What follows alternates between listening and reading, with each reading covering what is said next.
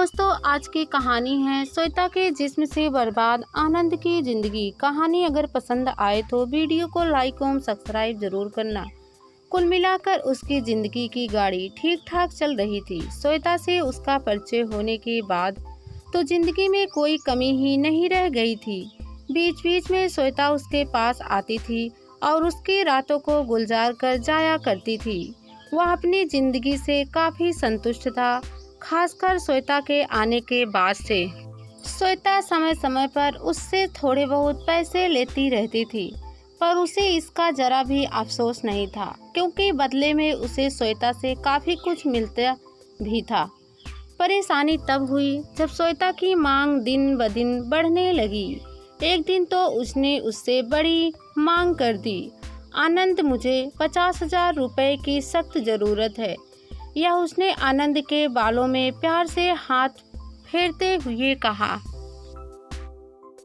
क्या 50,000 रुपए? तुम पागल तो नहीं हो गई हो क्या श्वेता? आनंद ने चौंक कर उठते हुए कहा था। क्या तुम मेरे लिए इतना भी नहीं कर सकते? पहली बार तुम मुझे मना कर रहे हो। क्या इतना ही प्यार है तुम्हारे दिल में मेरे लिए, या फिर मुझसे मन भर गया है? श्वेता ने प्यार से कहा।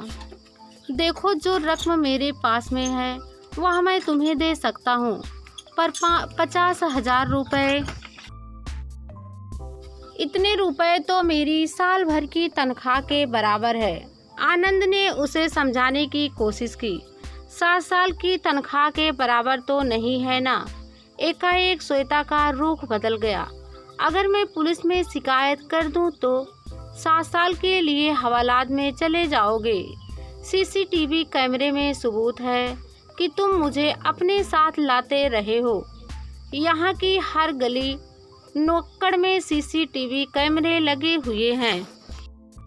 मेरे कपड़ों पर तुम्हारी करतूत के सबूत भी हैं। वैसे भी आजकल मीटू के चलते बड़े बड़ों की हालत खराब है, फिर तुम्हारी क्या बिसात है? देखो, 50,000 रुपए तो मुझे हर हाल में चाहिए ही चाहिए।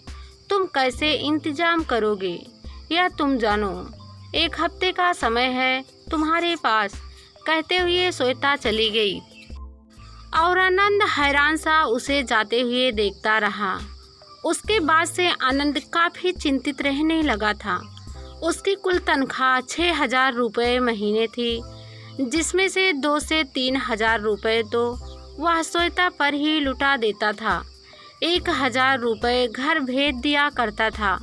बाकी उसके खाने पीने पर खर्च हो जाया करते थे।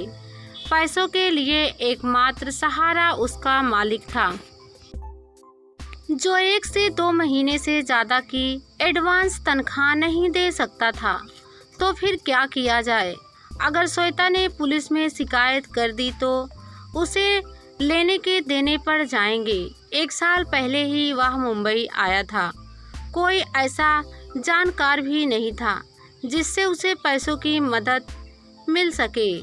आनंद मुंबई के दादर इलाके में एक प्लाट पर बने छोटे से झोपड़ी नुमा मकान में रहता था। प्लाट के मालिक ने प्लाट की देखभाल के लिए उसे वहां टिका दिया था।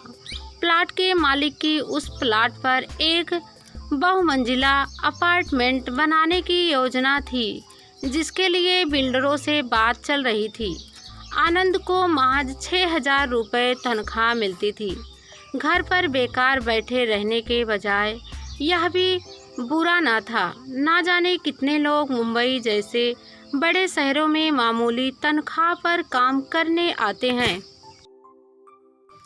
क्योंकि उनके पास और कोई काम नहीं था। कईयों को तो काफ़ी खराब हालत में रहना पड़ता है, पर वह संतुष्ट था। रहने को झोपड़ी थी ही, वहीं कुछ कच्चा पक्का बनाकर खा लेता था। बिजली पानी की सुविधा 24 घंटे थी, जिसका बिल मालिक अदा करता था। काफ़ी सोच विचार के बाद आनंद के दिमाग में एक ही उपाय आया, श्वेता को रास्ते से हटाने का। उसकी हत्या कर देना, पर लाश को कहाँ और कैसे ठिकाने लगाएगा? यह बहुत बड़ी समस्या थी। काफी सोच विचार के बाद आनंद के लाश को प्लास्टिक के एक कोने में फेंककर खुद पुलिस को सूचित करने की योजना सोची। वह खुद शिकायत करेगा तो पुलिस को शक भी नहीं होगा। अगली बार जब श्वेता आई तो आनंद ने उसका दिल खोलकर स्वागत किया। जैसे तैसे मैंने रुपयों का इंतजाम किया है, आगे से इतनी बड़ी रकम मत मांगना। मैं गरीब आदमी कहाँ से इतनी बड़ी रकम लाऊंगा। आनंद ने श्वेता को बाहों में भरते हुए कहा। श्वेता को इस बात से मतलब नहीं था कि आनंद ने रुपयों का इंतजाम कहाँ से किया है। मन ही मन उसने सोचा, रुपए तो मैं तुमसे हमेशा मांगूंगी। आखिर मजबूरी में तुम्हें अपना जिस्म देती हूँ तो उसका भुगतान तो देना ही होगा। श्वेता बोली, अगर जरूरत नहीं होती तो तुम्हें क्यों तकलीफ देती। फिर मैं दोनों एक दूसरे के आगोश में समा गए। आनंद सोच रहा था कि वह आखिरी बार श्वेता के जिस्म को भोग रहा है। इसके बाद तो इसे खत्म कर देना है। श्वेता सोच रही थी कि आज 50,000 रुपये लेने के बाद फिर कब उससे रकम मांगनी है।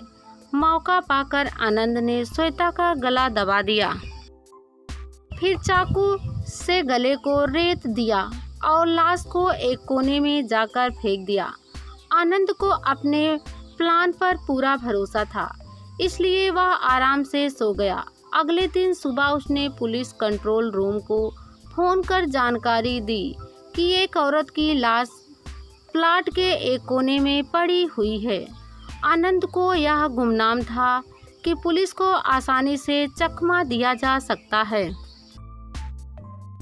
और इसके लिए उसने खुद पुलिस से शिकायत करने की तरकीब अपनाई थी। शिकायत करने वाले पर पुलिस भला क्यों शक करेगी, उसने यही सोचा था। पुलिस ने आकर सबसे पहले श्वेता को अस्पताल पहुंचाया, जहां उसे मृत लाया गया घोषित कर दिया।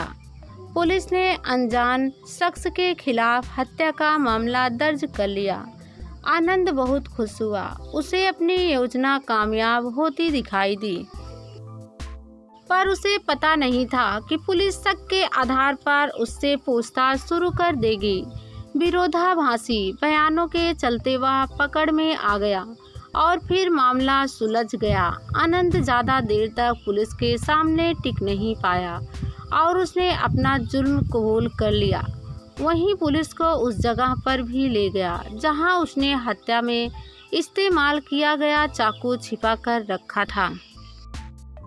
इस तरह श्वेता के लालच ने उसकी जिंदगी खत्म करवा दी और जिस्मानी आकर्षण ने आनंद की जिंदगी बर्बाद कर दी।